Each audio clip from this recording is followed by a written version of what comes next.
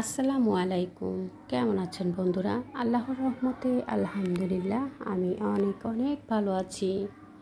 বন্ধুরা, সবসময় কিন্তু মাছ মাংস খেতে ভালো লাগে না, মাঝের মধ্যে এরকম একটু ভর্তা রেসিপি তৈরি করে ভর্তা খেলে গরম ভাতে কিন্তু আর অন্য কোনো রেসিপিরই প্রয়োজন হয় না।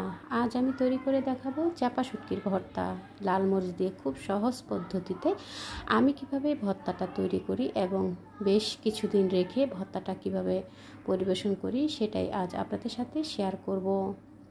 এখানে আমি লাল মরিচ নিয়েছি 100 গ্রাম, 4টা রসুন এবং 4টা পেঁয়াজ নিয়েছি, আর নিয়েছি এখানে 200 গ্রামের মতো চাপা শুটকি। বন্ধুরা, আমি আজ চাপা শুটকির ভর্তাটাই তৈরি করে দেখাবো। তো ভর্তা তৈরি করার জন্য এখানে আমি শুকনো মরিচটাকে সেদ্ধ করে নেব। ভর্তাটাকে একটু লাল টকটকে করে তৈরি করব।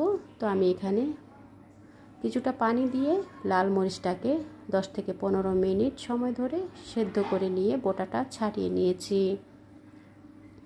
চাপা শুটকিটাকে গরম পানি দিয়ে খুব ভালোভাবে ধুয়ে পরিষ্কার করে নিয়েছি। এখন আমি একটা ব্লেন্ডারে ব্লেন্ড করে নেব।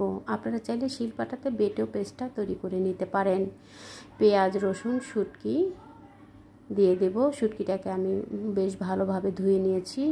ধুয়ে গরম পানি দিয়ে একটু ভালোভাবে ধুয়ে নিয়ে এরপর আমি ব্লেন্ডারে দিয়ে দিলাম। সাথে আমি লাল মরিচটাও দিয়ে দিলাম।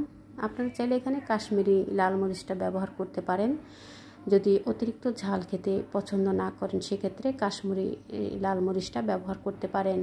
এখন আমি ব্লেন্ডারে একটু ব্লেন্ড করে নিয়েছি। আপনারা শিলপাটাতে বেটেও পেস্টটা তৈরি করে এভাবে করে একটা পেস্ট তৈরি করে নিতে পারেন। এখন এই পেস্টটাকে আমি বাগার দেব। বাগার দেওয়ার জন্য চুলায় একটা প্যান বসিয়ে দিয়ে এখানে 3 টেবিল চামচের মতো সয়াবিন তেল দিয়েছি। সয়াবিন তেলের পরিবর্তে সরিষার তেলটাও ব্যবহার করতে পারবেন। এখানে আমি তেলটা একটু গরম হয়ে আসার পরে আমি আগে থেকে পেস্ট করে রাখা শুটকি, মরিচ, পেঁয়াজ, রসুনটাকে দিয়ে দিলাম। দিয়ে চুলার আঁচ মিডিয়ামে রেখে নেড়ে চেড়ে ভেজে নেব। বন্ধুরা, এভাবে করে ভর্তাটাকে যদি ভেজে নেওয়া হয় এই ভর্তাটা কিন্তু অনেক দিন পর্যন্ত রেখে নর্মাল ফ্রিজে রেখে যখন খুশি তখন আপনারা খেতে পারবেন। স্বাদ মতো লবণ দিয়ে দিলাম। আর এখানে আমি আরও কিছু মশলা ব্যবহার করব। তো মিডিয়াম আঁচে করে কিছুক্ষণ আমি ভেজে নিয়েছি। হলুদের গুঁড়া দিয়ে দিলাম কিছু হাফ চা চামচ, খুব বেশি মশলা এখানে ব্যবহার করব না। ধনিয়ার গুঁড়া দিয়ে দিলাম 1 চা চামচ এবং হলুদের গুঁড়া হাফ চা চামচ দিয়ে আবারও ভালোভাবে নেড়ে একদম ভাজা ভাজা করে নেব। বন্ধুরা, এই ভর্তাটা খেতে কিন্তু অনেক বেশি টেস্টি হয়, তৈরি করাও কিন্তু অনেক সহজ। গরম ভাতে এরকম একটা ভর্তা রেসিপি থাকলে আর অন্য কোনো রেসিপিরই কিন্তু প্রয়োজন হয় না।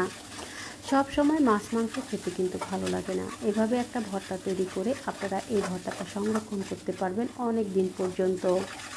তো বন্ধুরা, কথা বলতে বলতে আমার ভর্তাটা কিন্তু সুন্দরভাবে ভাজা হয়ে গেছে। কালারটাও কিন্তু অনেকটাই চেঞ্জ হয়ে এসেছে। একেবারে যখন পেনের গা থেকে উঠে উঠে আসবে ঠিক সেই পর্যন্ত আমি ভর্তাটাকে ভেজে নেব। ভীষণ সুন্দর একটা ফ্লেভারও কিন্তু ছড়িয়েছে। আমি চাপা শুটকি দিয়ে করেছি। আপনারা চাইলে ফেওয়ার শুটকি কিংবা বাঁশপাতা শুটকি দিয়েও কিন্তু এই ভর্তাটা একই প্রসেসে তৈরি করে নিতে পারবেন। বন্ধুরা, সবশেষে আমি কিছুটা ধনিয়া পাতা কুচি দিয়ে দিলাম। এটা স্কিপ করতে পারেন ধনিয়া পাতা কুচিটা, যেহেতু শুটকি একটা নিজস্ব ফ্লেভার আছে। তো আমার কিন্তু ভর্তাতে ধনিয়া পাতা খেতে ভীষণ ভালো লাগে, তাই আমি এখানে ধনিয়া পাতা কুচিটা অ্যাড করে দিয়েছি। দিয়ে আরও কিছুক্ষণ নেড়ে চেড়ে জাল করে এখন আমি চুলাটা অফ করে দিয়ে একটা সার্ভিং ডিশে তুলে দেখিয়ে দিচ্ছি ভর্তাটা দেখতে কতটা আকর্ষণীয়, লোভনীয় একটা কালার এসেছে। দেখলেন তো বন্ধুরা, খুব সহজ পদ্ধতিতে তৈরি হয়ে গেল আমার চাপা শুটকির ভর্তা। এই চাপা শুটকির ভর্তাটা থাকলে গরম ভাতে কিন্তু আর অন্য কোনো রেসিপিরই প্রয়োজন হবে না। যে কোনো সময় আপনারা ইচ্ছে করলেই ফ্রিজ থেকে বের করে কিছুক্ষণ পরেই কিন্তু আপনারা একটু নর্মাল হয়ে আসলেই খেয়ে নিতে পারবেন। খুব সহজ পদ্ধতিতে তৈরি করে একবার তৈরি করে আপনারা অনেক দিন পর্যন্ত সংরক্ষণ করে খেতে পারেন। তো বন্ধুরা, কেমন লাগলো আমার এই চাপা শুটকির ভর্তা রেসিপি?